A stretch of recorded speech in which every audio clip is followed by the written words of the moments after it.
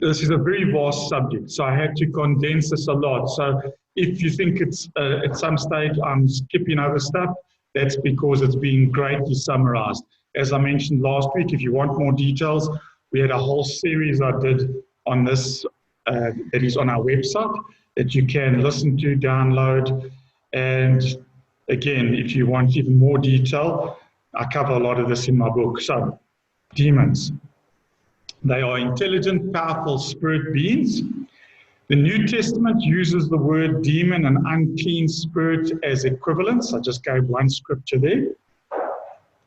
Devils, that's used in some translations. I don't like that rendition because there's only one devil, there's many demons.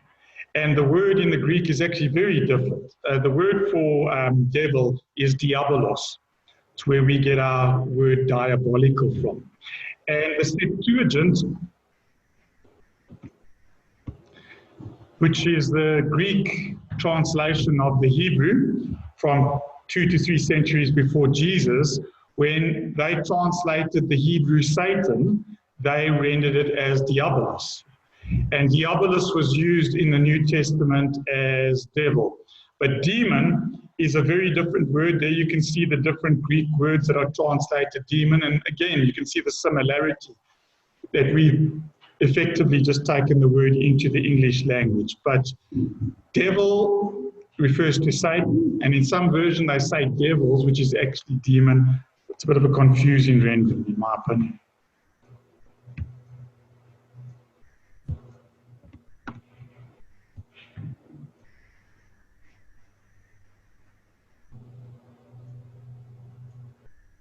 I've got some new animation software, so trying it out over here. Okay, the Bible is silent on the origin of demons. There's a few theories, and one is that they're the spirits of deceased wicked men, another that they're the spirits of evil men who died in a pre-Adamic world. The third one, and this is a very common view, most people will say demons are fallen angels who rebelled with Satan. Nowhere in the Bible are demons equated with angels. And the fourth one is that they're the disembodied spirits of the Nephilim who died in the flood. That's the one that I hold to. And it's the one that actually was held in the time of Jesus and by all the early church writers. Demons are not the spirits of the deceased wicked men. The unsaved dead are in Hades. They're not roaming around the earth. When you die, you don't float around and scare people. Okay? It says it's appointed unto man once to die, and after that, the judgment. In Luke 16, it tells us that when the rich man, who was a wicked man, died, he went to Hades. Didn't become a demon. And good people, when they die, don't become angels. Demons are not the spirits of evil men who died in a pre-Adamic world. Those who believe in the gap theory teach this. Now, the gap theory tries to harmonize the Bible with the long geologic ages that are taught by evolutionists. So it's a fairly recent theory. There's no credible evidence, biblical or otherwise, that there ever was a gap between the two verses of Genesis, which is what they teach. They say that in the beginning God created the heavens and the earth, and instead of the earth was without form and void, they say that should be the earth became without form and void. Now, I did a study where I covered that in great detail. I'm not going to go into that again, other than to say I don't believe that you can make a good case out of the Bible. Young earth creationists like myself also reject it because it requires death before the fall. In Romans 5, it says that death came into the world through Adam. So you couldn't have had a pre-Adamic race who were dying before Adam, who became the demons, because death came through Adam. There were no people before Adam. 1 Corinthians 15 verse 45 says he was the first man, and Luke 3 verse 38 tells us that he came directly from God. He didn't come from someone else. So there were no men before Adam, and Adam didn't come from an ape, and he didn't come from men who lived before what the events that we read of in Genesis. That's the gap theory.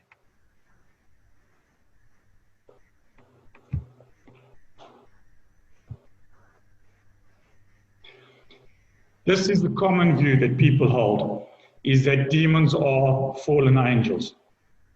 And I challenge anyone who believes that to show me one verse which equates a demon with an angel. They're different to angels. And the one difference I want to tell you about is that angels have spiritual bodies, and angels can assume a human form. We are told in Hebrews 13 verse 2 that sometimes people have shown hospitality to angels without knowing it. We see in the case of Abraham, they looked like men when they came to him. When they went into Sodom, they were mistaken for men as well. So they don't possess men, they form their own body. And when they appear, they're often described as men, but they materialize their own body. They have the power to do that. Demons do not. Demons go into an existing body. They go into people's bodies and try to take control of them. That's why Matthew 17 verse 18, just one verse. Jesus rebuked the demon and it came out of him. So the demon is a spirit that tries to take over someone else's body because it doesn't have a body. If it could make a body like an angel, it would, but it can't. And that's why you even find that sometimes one person can have multiple demons. It speaks of Mary Magdalene having 7 demons in one body. And Legion was so called because it said many demons had entered him.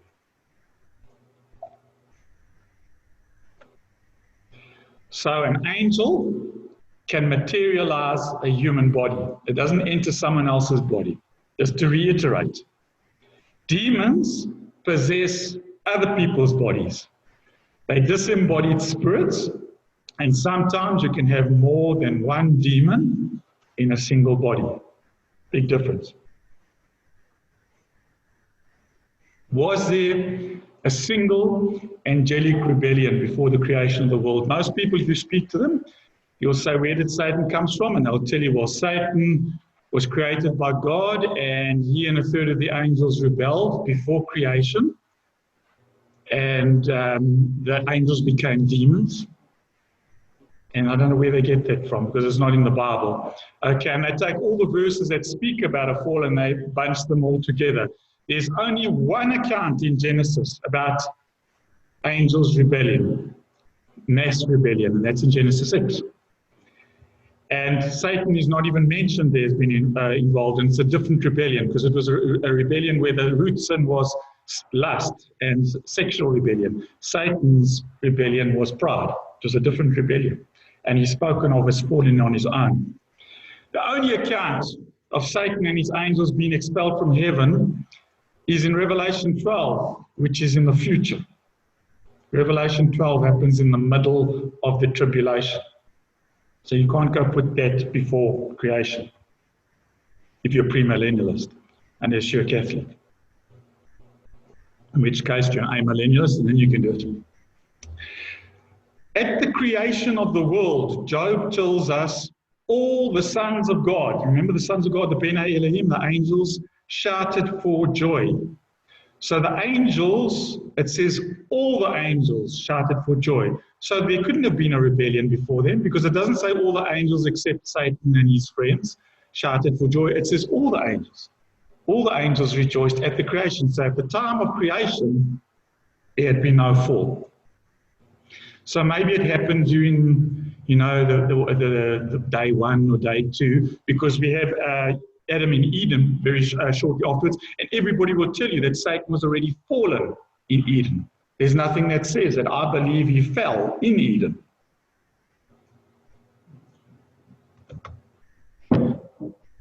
Maybe it happened during the first week. Well, I don't believe so, because on the 6th day, God saw everything he had made, which would include the angels, and he said it was very good. Now, why would God say everything he had made was very good if a third of the angels and Satan were in rebellion? It would be a bit of a strange statement to make. So angels, all of them rejoice at the creation. There's no fall then. By the 6th day, God says everything's good. And then the 6th day, Adam's in Eden. So I don't believe that there was a fall before Eden. And I don't, can't think of a verse that would actually indicate that. Satan was not already fallen in Eden, according to Ezekiel. Ezekiel speaks about him being in Eden, and it talks about him as being perfect. It says, you were the signet Now, I go into the details of this. That word signet, translated signet, can actually be translated serpent. Remember, Satan the serpent, the seraphim? He appears as a serpent, or potentially the seraph is the same word as serpent, as I explained last week.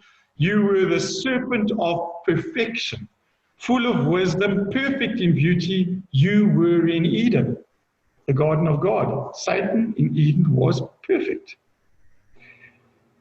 He's then told, you were blameless in your ways from the day you were created till unrighteousness was found in you. I believe the fall of Satan happened in Eden. And again, there's a lot of detail behind this one statement I made. This is a very broad summary, but I can give you the justification if you want it in other notes. Ezekiel 28 and Isaiah 14 seem to parallel what happened in Eden. Both of those passages, we believe, speak of Satan. They speak of Satan on his own. They don't say Satan and all his angels. They speak of him falling, and they appear to parallel what happened in Eden.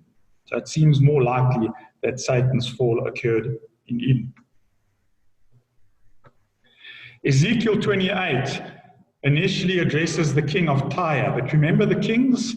You have the divine council ruling over the nations, and all these nations, behind them there's angelic forces. So it first speaks about the king of Tyre, but it later switches to the spiritual force behind the king, and it appears to be addressing Satan directly, because that's the part where later on it goes to say you were in Eden, which is clearly not referring to the king of Tyre when it speaks about him being a cherub.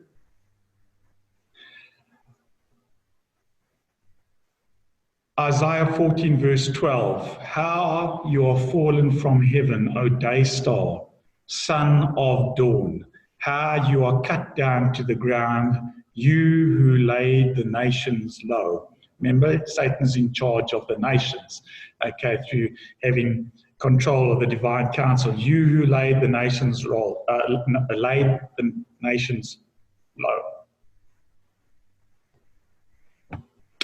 Ezekiel 28:14 tells us that he was a guardian cherub. Now remember, I said that Satan is a seraph. That's a type of angel. Is seraph, it's a serpentine type angel, and he appears as a serpent in the garden. And cherub is not a different type of angel. Cherub is a job description. A cherub means a guardian. Any angel can be a cherub, and it speaks about him being the cherub who covers. Now that exact same word cover is used regarding the mercy seat and the Ark of the Covenant. And in the Ark of the Covenant, they would have two cherubim covering the mercy seat.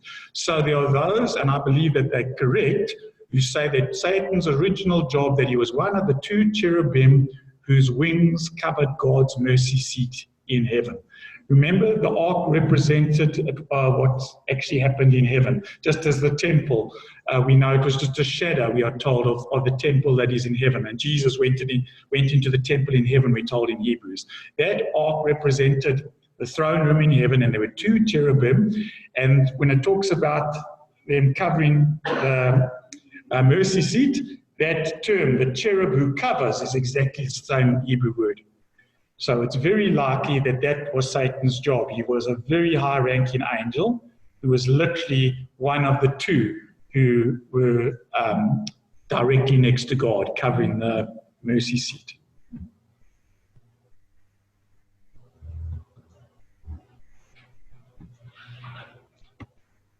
Now, this is a very common claim as well. I've seen so many people say Satan was the worship leader in heaven. Well, I'd love to know where they get that from. And normally why they do it is because there's a particular music they don't like, and they say, well, then Satan invented that music, which I don't like, and because he was the worship leader in heaven.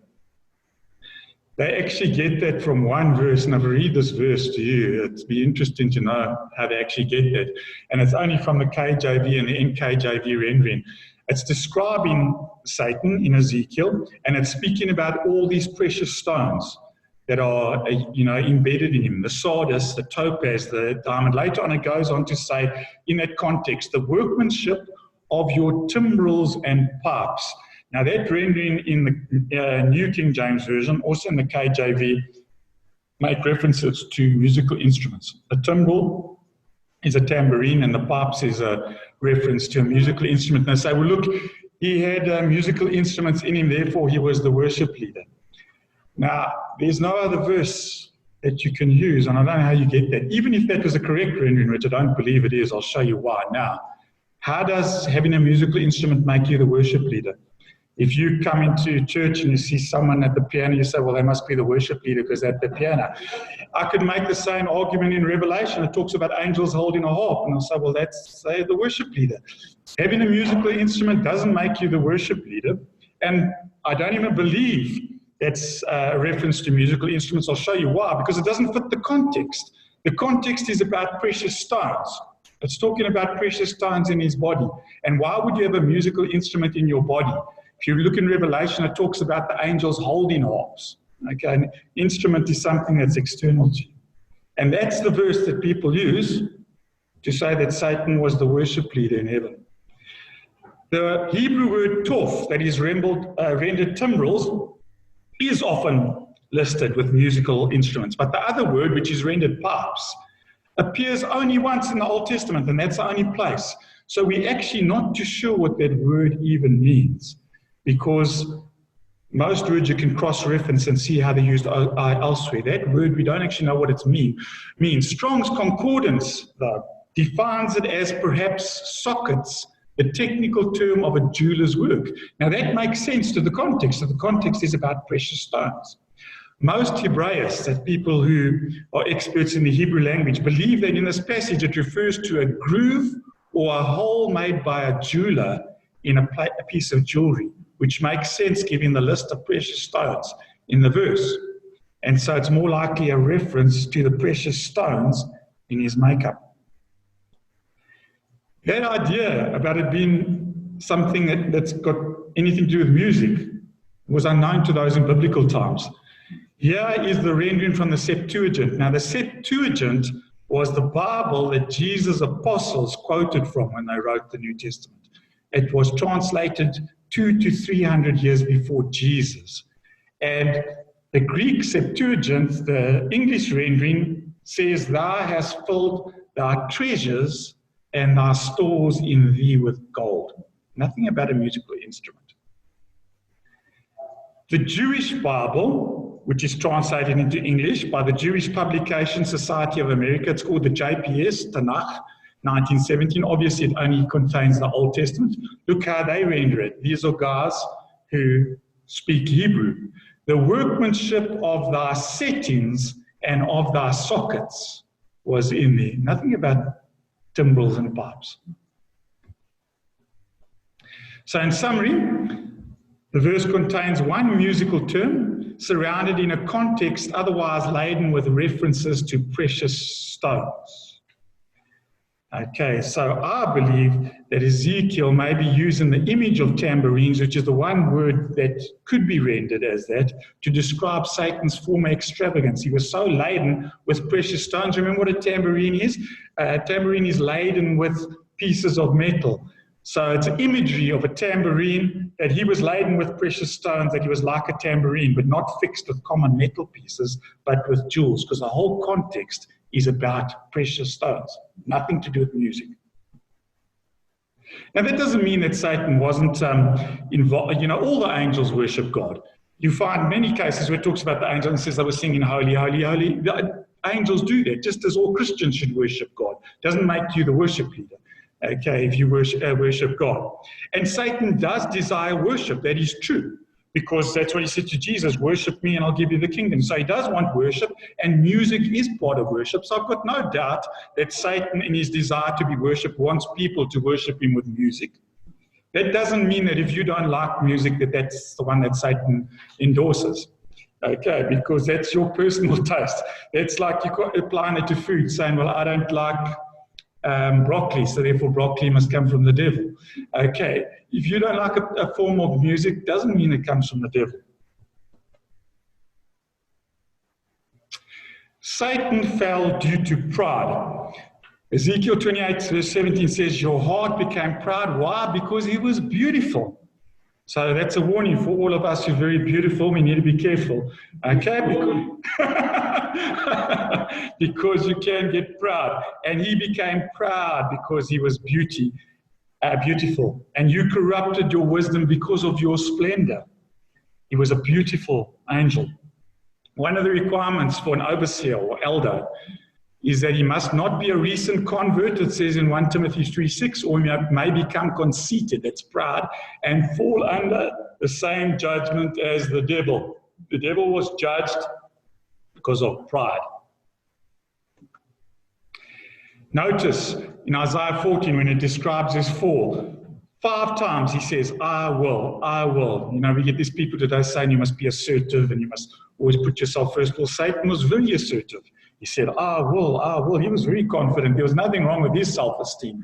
He said, I will ascend to heaven.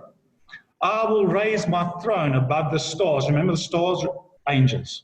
You know, it's a common imagery used of angels. Above the angels of God. I will sit on the Mount of Assembly. That's a reference to the divine council. So he was saying, I want to usurp God's place. God is, remember, he's the judge in the divine council. He says, I'm going to sit there, you know, as judge. I will make myself like the Most High. He wanted to be like God. And so he's driven from the presence of God. Ezekiel 28:16, so I drove you in disgrace from the mount of God, and I expelled you, guardian cherub, from among the fiery stones. He lost his favored position at the throne of God, not as the worship leader in heaven, as some people so confidently tell us, but his job description was that he was anointed cherub who covers. That's what the Bible says. And just to remind you, he doesn't live in hell now. He didn't move to hell. He's not the caretaker. There's nothing in the Bible that tells you that he's in hell now, nor the demons for that matter. Remember when Jesus spoke about the rich man going to hell, he was in torment. It doesn't say, and Satan and the demons were there sticking him with, you know, forks, like people tell you happens in hell. Okay, he only goes to hell later on after the tribulation. Even in this present age, he and his angels still have access to heaven until Revelation 12. And even then, for the next 3.5 years, only at the end of the tribulation is bound. The kingdoms of this world belong to him, so that makes him the leader of the 70 angels. Remember the divine council. And Jesus called him the prince of this world. And he is also the prince of demons. But demons are different to angels. But I'll show you why I believe he's the prince of demons. So when it talks about Satan falling from heaven, people take these different references and they say, and they kind of think it's all one event. They're different events. Yeah, I put 4. Isaiah 14:12 says, how you are fallen from heaven, O day star. That speaks about Satan's initial fall in Eden, I believe, when he rebels and is cast to earth. Jesus in Luke 10, when his 70 disciples come back, says, I was watching Satan fall from heaven like lightning. Some versions say, I saw Satan. That gives the indication that it could be historic. The actual rendering there is more accurate from the Greek. Jesus actually said, I was watching. In other words, while you were casting out demons and healing people, I was watching Satan being cast out of heaven, because he loses ground in heaven, because the apostles are going back and reclaiming territory for the kingdom of God.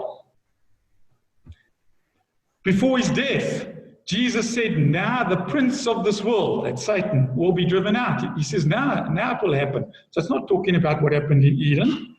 And so at the cross, Satan suffered a setback as well. And in Revelation 12, which is in the future, it says Satan was thrown down to the earth and the angels with him. So when you read about Satan being thrown out of heaven, don't always assume it's all the same event.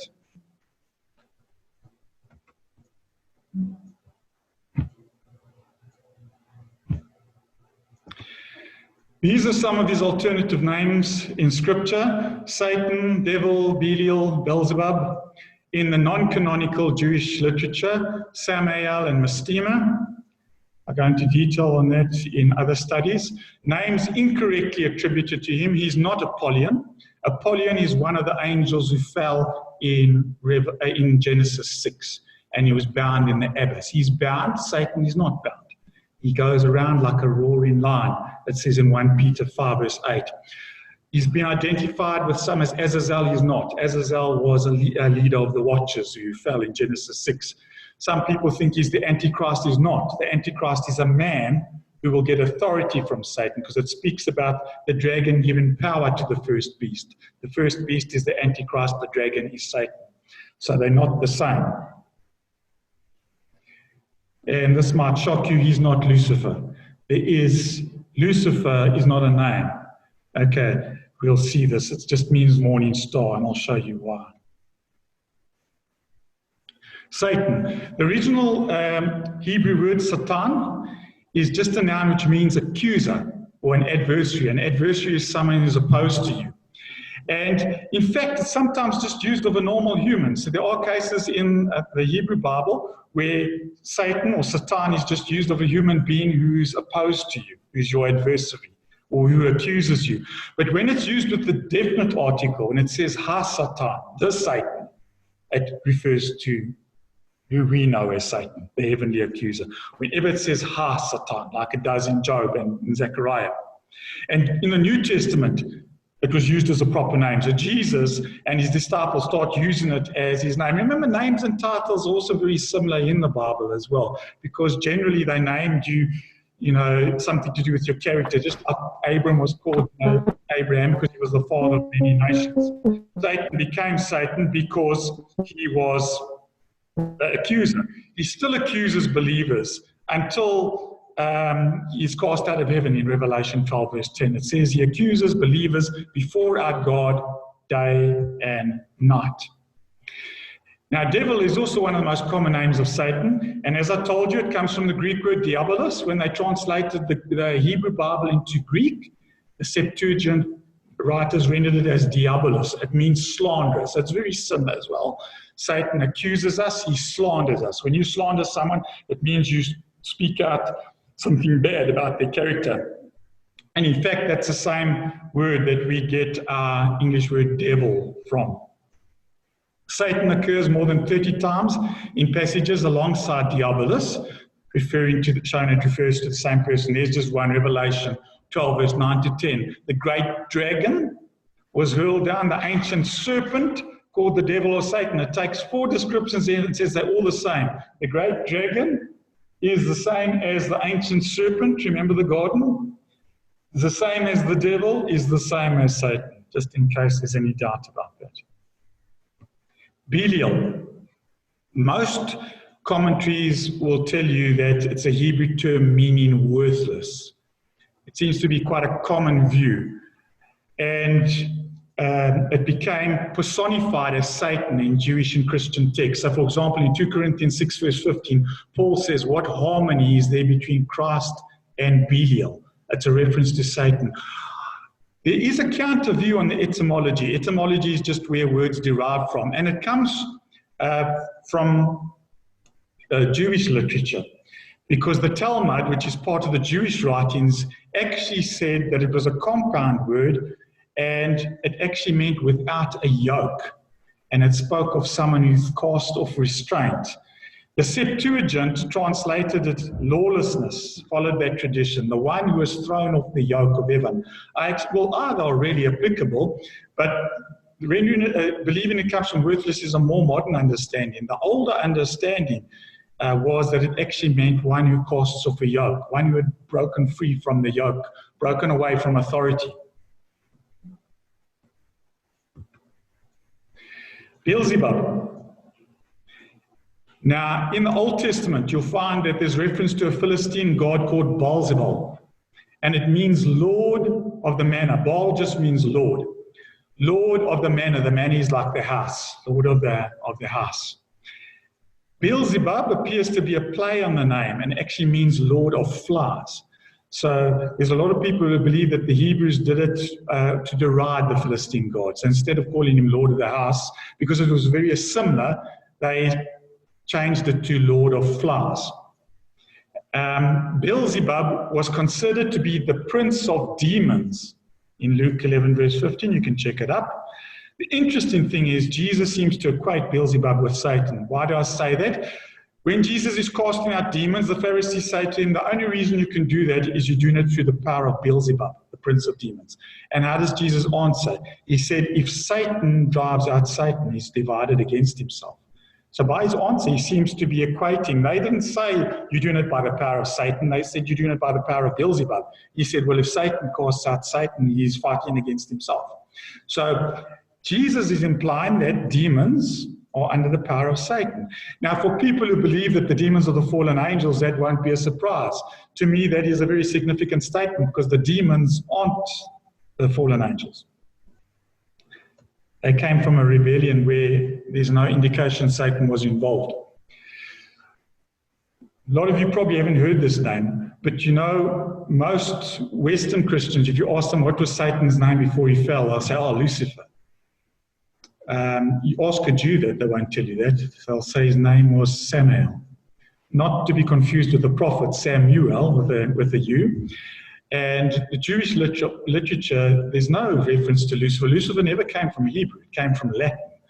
And in one of the Jewish commentaries, it actually describes Samael, which means the venom of God, as being both the angel of death, it links him to death, and the serpent from Eden. So, commenting on Genesis, this is what one of these very ancient Jewish commentary says. It says, the woman, that's Eve, beheld Samael, the angel of death, and was afraid, yet she knew that the tree was good to eat, and she took of its fruit and did eat. I find it interesting that they identified him as the angel of death, because you know that in Hebrews it speaks about Satan somehow being linked to death. Hebrews 2 verse 14, it says, through death Jesus might destroy the one who has the power of death, that is the devil. And it's also possible that's even why there was this fight between Michael and Satan over the body of Moses, because Satan may have had some sort of legal right to Moses because he had died. We don't know. But he's certainly linked, it says he is the power of death.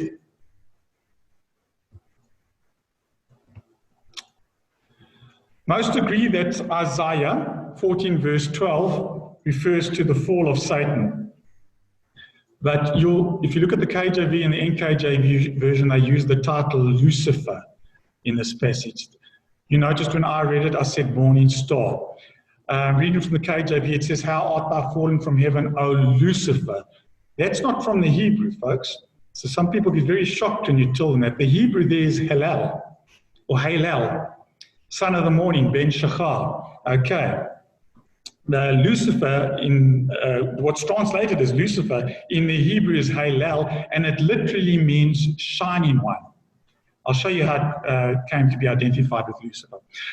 When they translated the Bible into Latin, and it was only in the 5th century after Christ, they used the word Lucifer because Lucifer in Latin means the morning star, the planet Venus, or as an adjective, light bringing.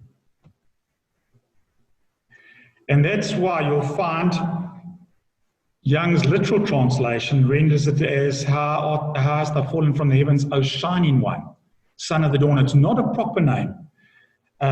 Strong's Concordance defines Halal as a shining one. Remember, angels are associated with light, shining one. The New American Standard says, how you have fallen from heaven, O star of the morning, Halal ben Shachar, son of the dawn. So why do people say Lucifer? Now, you get, I don't know if you've come across KJV only supporters. These are guys who will tell you that the only Bible you should read is the KJV, and all other Bibles are inspired by the devil and are Catholic plots, and so on and so forth. Well, what they do is they say, because the modern versions say, oh, morning star, they are trying to say that Satan and Lucifer, Satan and Jesus are the same.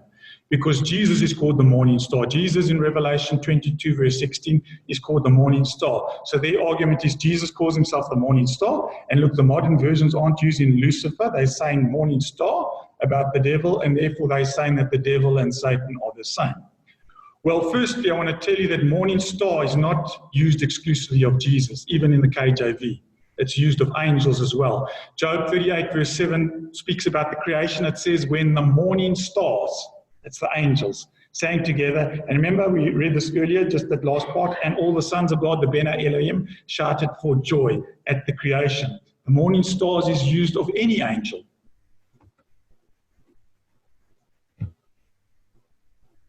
So it's not a title that is exclusive to Jesus. Secondly, the 1611 edition of the KJV, that's the original KJV, actually showed that as an alternate rendering. And there I've got a picture from a large photocopy of one of the original 400-year-old Bibles, KJV, and notice on the side there, O Lucifer, not the footnote, the side note says, or day star. Or day star.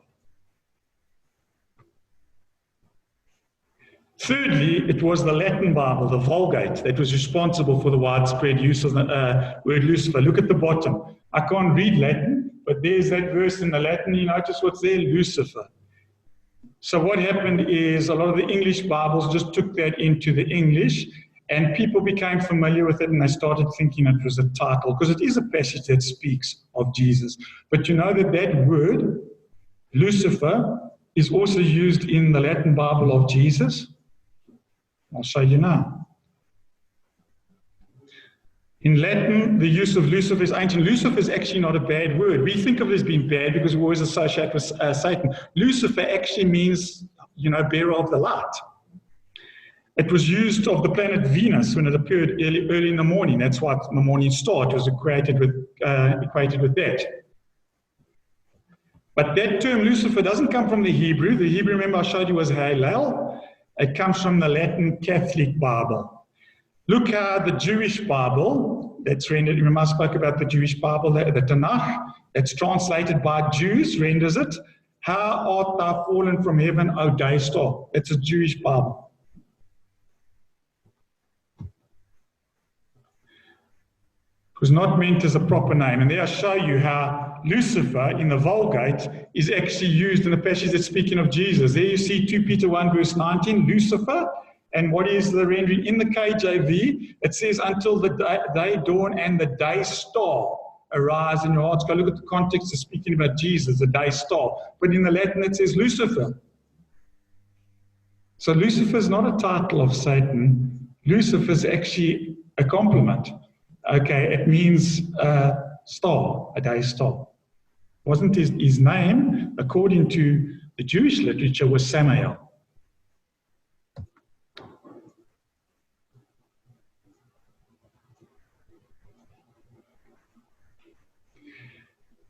There are at least 3 cases of former angelic rebellion. And I believe that the origin of demons is linked to the second one, not the first. We know there's also one in the future in Revelation 12, and there's also one in the future at the end of the millennium as well. But first rebellion is Satan alone, and the references there are Genesis 3. It speaks of the serpent in the garden on his own. Go read Ezekiel 28 and Isaiah 14. It doesn't mention anyone with Satan. It's the fall of Satan alone. The fall of the watchers, where Satan's not even mentioned. He wasn't involved there. He's in Genesis 6. And that is what he's spoken about in Jude and in 2 Peter when it speaks about angels being imprisoned, because Satan's not imprisoned. Those angels were imprisoned. And their offspring became the demons. And I'll show you what that, not they themselves, they were imprisoned, but remember they intermarried with a woman. And they had giant offsprings, and when those giants died, they became the demons. And then the third rebellion is the sons of God, the principalities are referred to in the New Testament, who have the nations assigned to them. We are told in Deuteronomy 32, and we're told in Psalm 82 that God judged them because they were bad rulers. So there we see the sequence. If you read the Bible from cover to cover, you don't read anything talking about a fall of Satan. You read about the creation of the world, which will include the angels. The first time Satan appears is in Genesis 3. And that's, I believe, when he fell. Then at the flood, you read about the sons of God who come down and intermarry with the women. And again, I can't give you all the detail there, the details in other studies, but they intermarried with women. Their offspring was giants. They weren't angels. They were half angel, half human. And they were called the Nephilim. And when they died in the flood, because God brought the flood judgment, their spirits became the demons. Babel, we have the nations assigned to the divine council, and it seems that they followed Satan, because Satan always says he's the ruler of the world, and Jesus himself calls him that. Then in the tribulation, we find that the watchers are released from the abyss, and Satan and his angels are evicted from heaven, and Satan is bound in the abyss. And in the millennium, it speaks about Satan being released, and again he leads the nations astray, and he's finally cast into the lake of fire. He's not in hell at the moment, neither are the demons. So I believe the demons are the disembodied spirits of the Nephilim who died in the flood. That I want to tell you, and again, there's lots of backup for this, which I can't give you now because of time. It was the prevalent view in the writings of the intertestamental period. That is, the books that were produced between the end of the Old Testament and the New Testament, many of which we found at the Dead Sea, what we call the Dead Sea Scrolls. Okay, we not only found scripture there, we found a lot of other books. It was the common view held in Jesus' day.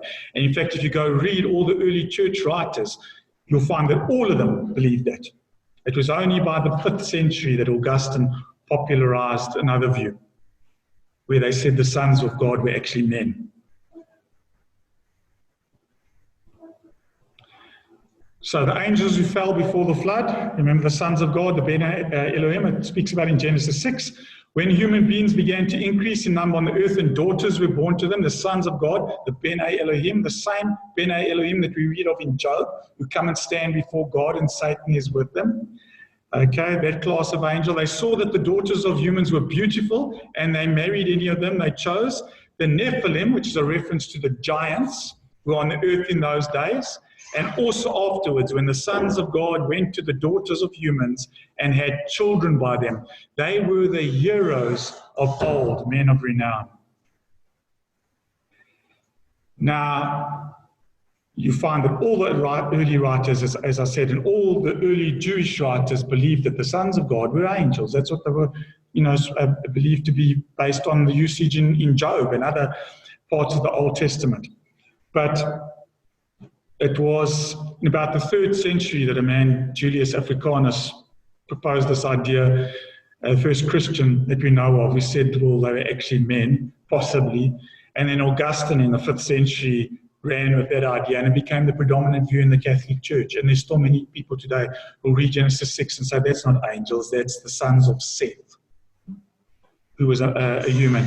And they say the daughters of women are, a woman who descended from Cain. Well, there's big problems with that. Firstly, it doesn't explain why Seth would only have sons and Cain would only have daughters involved in it. The other thing, it fails to explain why the offspring were giants. If it was just men marrying women, how come the offspring were giants? It also forces the association of Jude and Peter's fallen angels to Satan's fall, because now you can't associate with Genesis 6. If that was an angelic fall, you have to associate with Satan's fall, and that doesn't fit the description because those are angels that are imprisoned. It's a later view, and Bene Elohim are not humans. We already saw that they were already present at the creation of the world. They were before Adam, because when God laid the foundations of the earth, it tells us in Job, the morning stars, the angels sang, and the sons of God, the Bene Elohim, shouted for joy. So they couldn't be men, because this is before the creation of Adam. The Bene Elohim, the sons of God, shouted for joy. And it's the Bene Elohim in Job 1 and 2 who come and stand before God, where Satan's also present. They are angels. So in Genesis 6, when it says sons of God, it's angels. And there's a lot more detail on that. Now, my dad used to always believe that many of the pagan mythologies were actually corrupted truth. They had these stories which aren't true, but they were corrupted truth, because originally all men knew the truth. Now, you'll see why I'm telling you about this. In Greek mythology, they've got many accounts of the gods marrying women. And as a result, the offspring were giants, these superhuman men. In fact, many of you will probably have heard about a guy called Hercules. Well, if you go look at the story of Hercules, He was the offspring of the god Zeus and a woman, Alchemy, and he was a very strong man. Correlates to what we see in Genesis 6 about the Nephilim, the giants, who were born of the angels and men.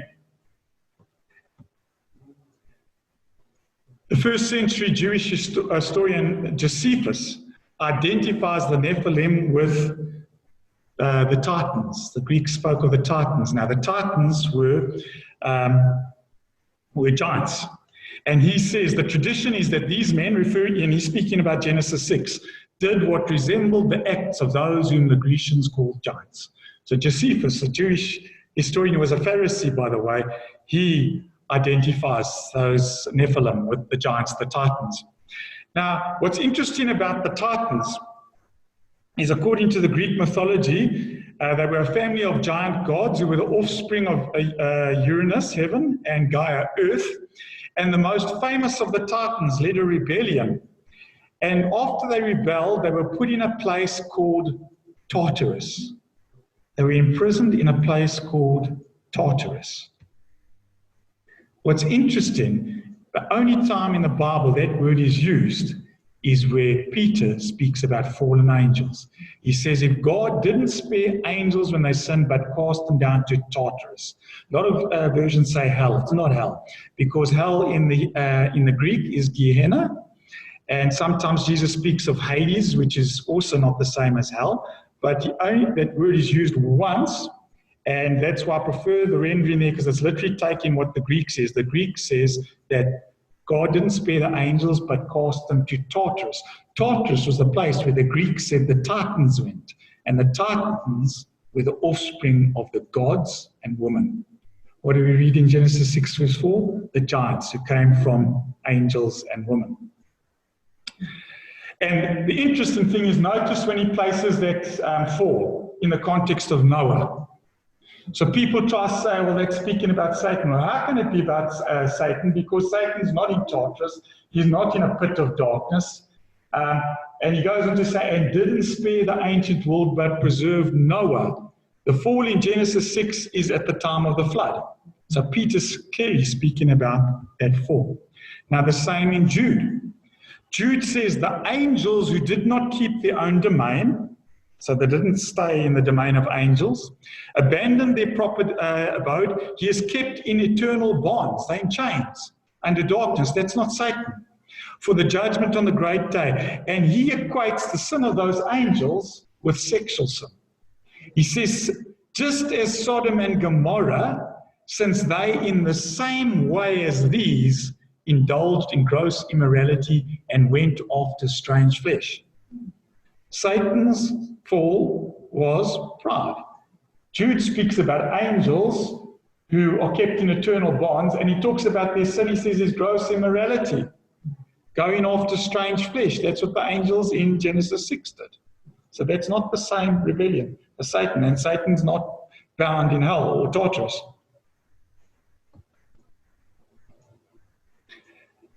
And so, I'm going to have to speed up here. Some people will try to take those passages and say, well, that refers to Satan's fall. But as I pointed out, if it refers to Satan's fall, then my question is, why were some angels bound and others not? Why wasn't the leader bound? Surely if God put only some of the angels in, why wouldn't he put the leader, Satan, in? Why does Jude refer to sexual sin? Why does Peter place it in the context of a flood? And he uses the word Tartarus, which was the abode of the Titans, the giants. And so it's better, as I say, to associate those with Genesis 6. Now, the Jewish writings from Qumran, that's where they found the Dead Sea Scrolls, talks about those fallen angels in Genesis 6 as being watchers, and it says they were led by an angel called Samyaza, not by Satan. They were led, and actually it refers to them being 200 of them who fell. And these writings speak about them being bound in the abyss, which ties up with what we see in Jude and Peter. So it also ties up with what we see in Revelation 9. If you go to Revelation 9, it speaks about an angel coming down and he unlocks the abyss. And all these creatures come out, and it says, who's head over them? An angel of the abyss. And so I believe that Apollyon in Revelation 9, who's led out of the abyss during the tribulation, is the same as the Samyaza, who led the rebellion of the 200 angels in Genesis 6. The watchers were imprisoned until the time of end judgment. Demons, on the other hand, roam the earth. So remember, the demons are not the watchers. The watchers were the angels. They were supposed to watch over men. So they had the form of men. Remember, when they appeared on earth, they manifested as men. They committed the sexual sin. They had offspring. Those offspring were giants. The Nephilim, the Bible calls them. When those giants died, their spirits became the demons. Okay. Unlike angels, demons do not assume human form, as I told you, but they desire to possess human bodies. Jesus spoke about an ousted demon gathering 7 other wicked spirits and returning to the human host, and he says they enter and they dwell there. Why do they desire bodies? Angels don't desire bodies, because when angels want a body, they just make one, and they appear, and they speak.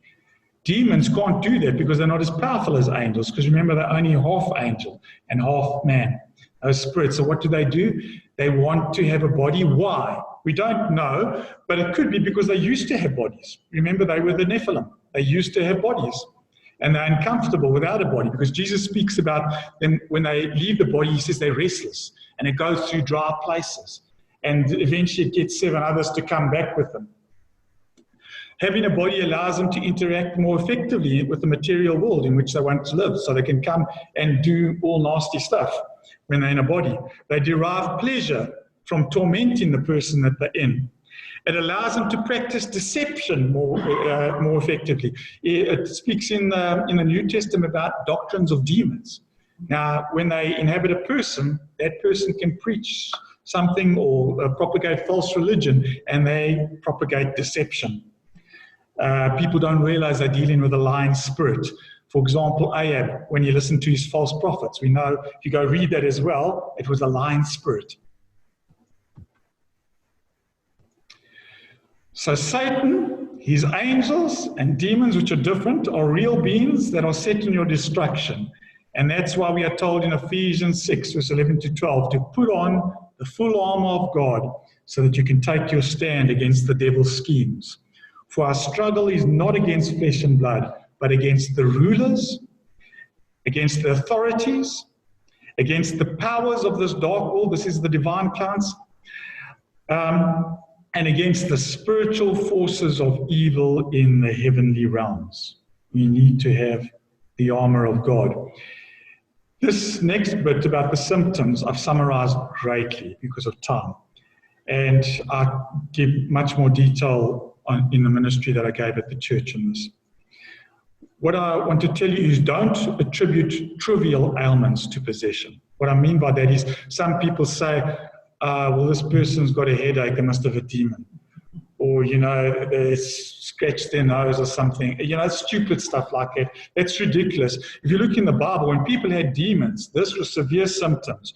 You find that they foam at the mouth, they take fits, extreme violence, they self-mutilate, they repeatedly try to kill themselves. This is something serious.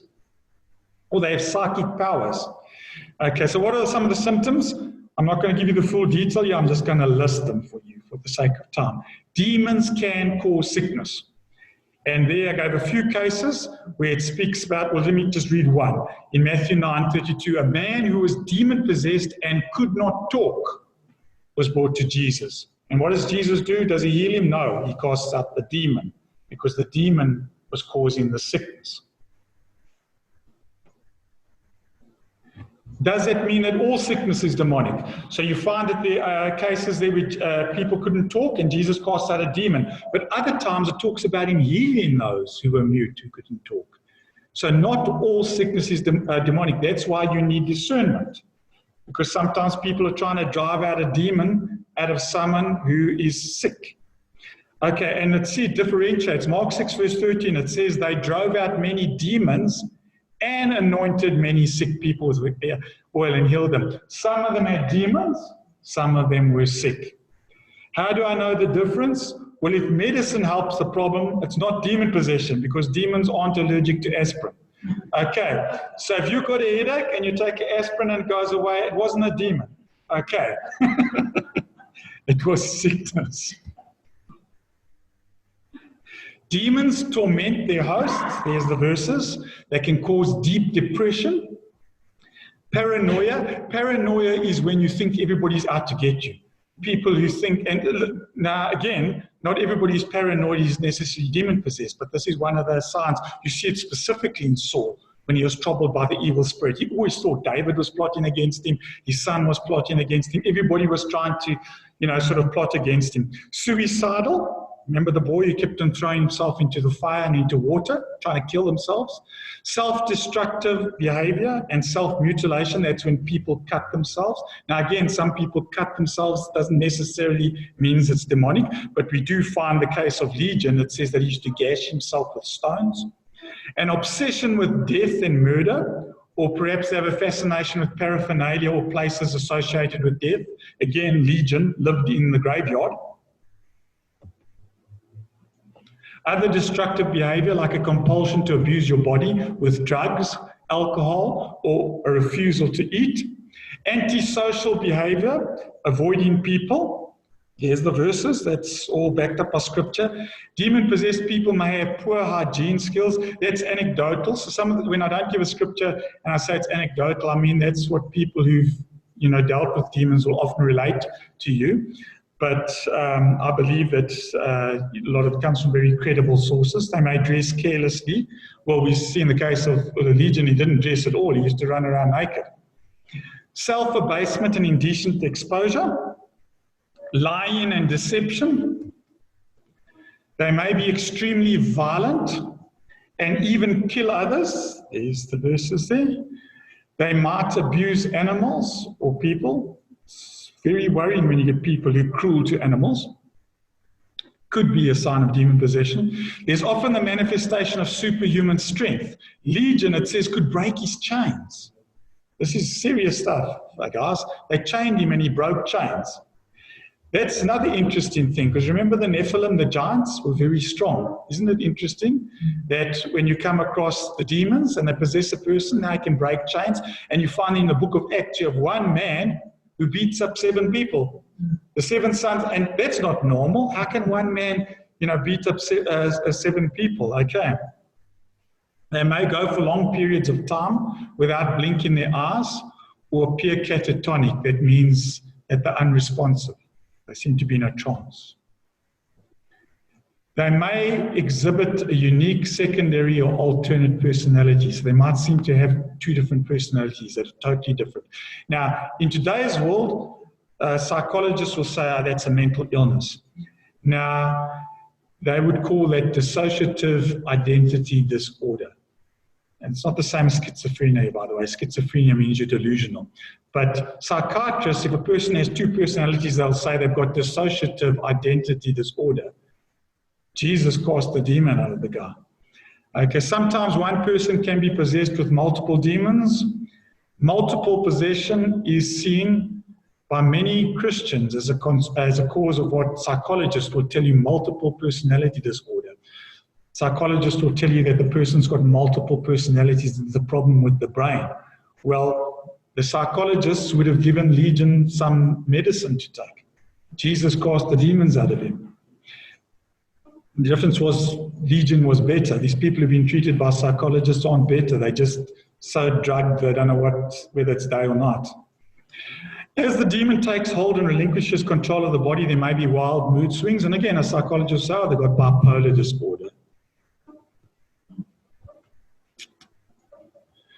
They may have erased memories because when a demon is in control, they may not remember their memories from the person. Odd behavior, doing activities they would normally never do.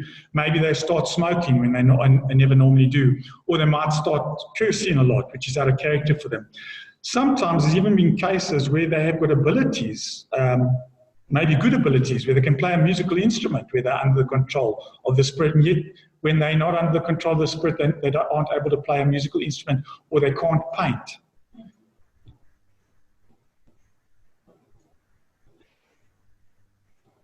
They may seem like they're insane, in other words, mad, make irrational statements, or they may rave.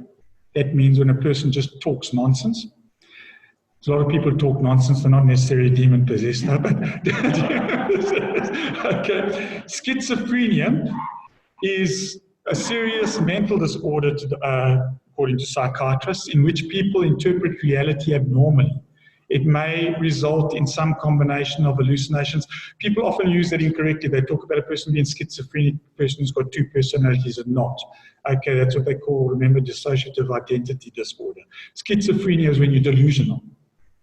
Okay, where people have hallucinations, where they've got extremely disorganized thinking and behavior that impairs daily functioning. Now, again, that can be something that's natural. We know with diseases like Alzheimer's, when people get old, often they have hallucinations and their thinking's disorder doesn't. In fact, I had someone who called me and asked me to go see their mother and cast the demon out of her because she had all those symptoms. And I told them, she's, got Alzheimer's.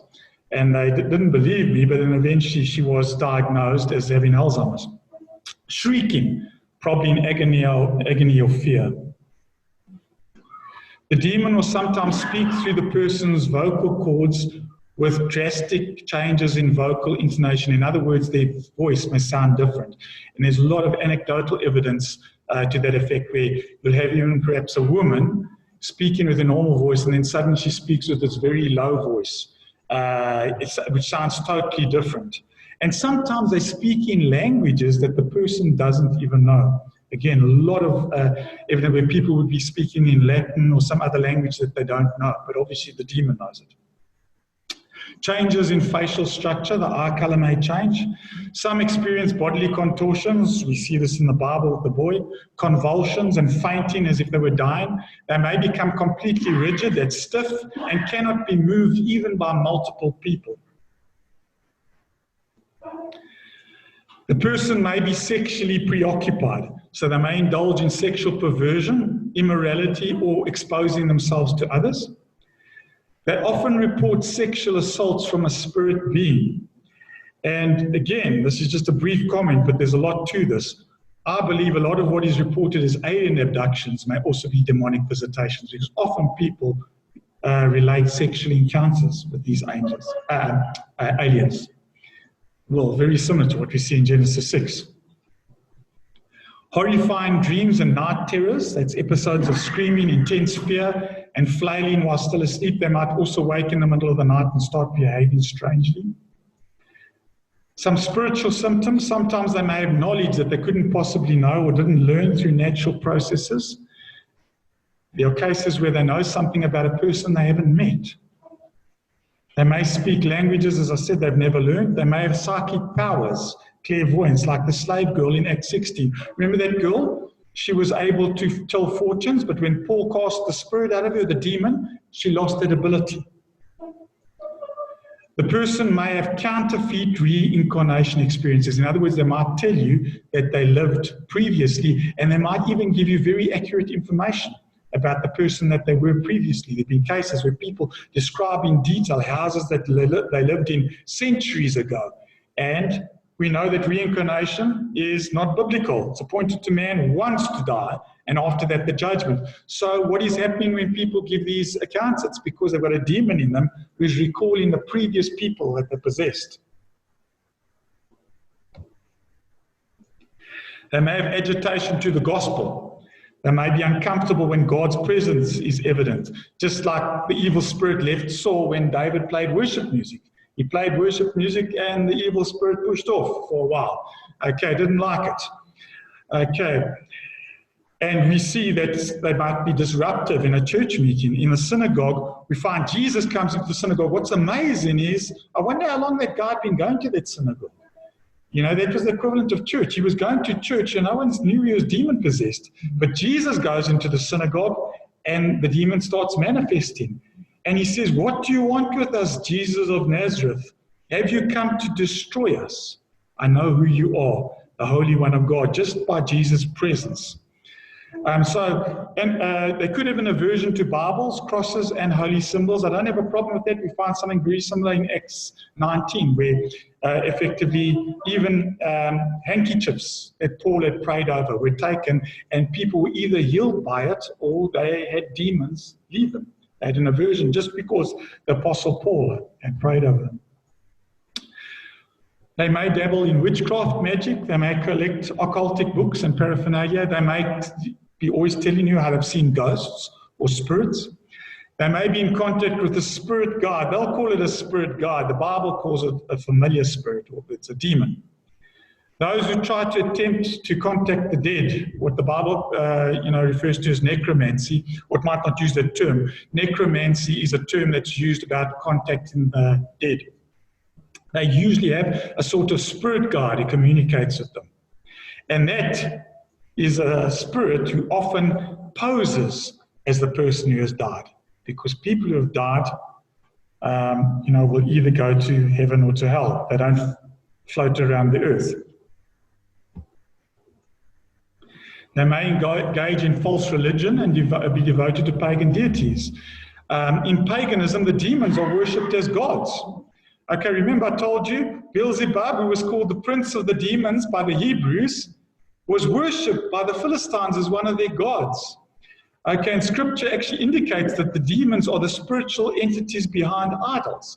Paul says that an idol is nothing, but then he speaks about the demons actually being the entity behind it.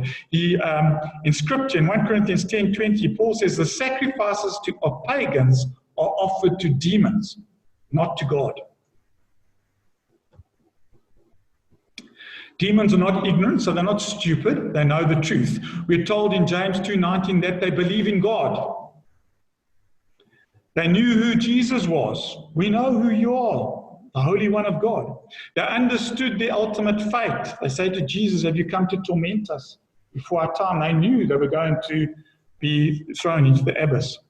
They acknowledged the mission and authority of the apostles.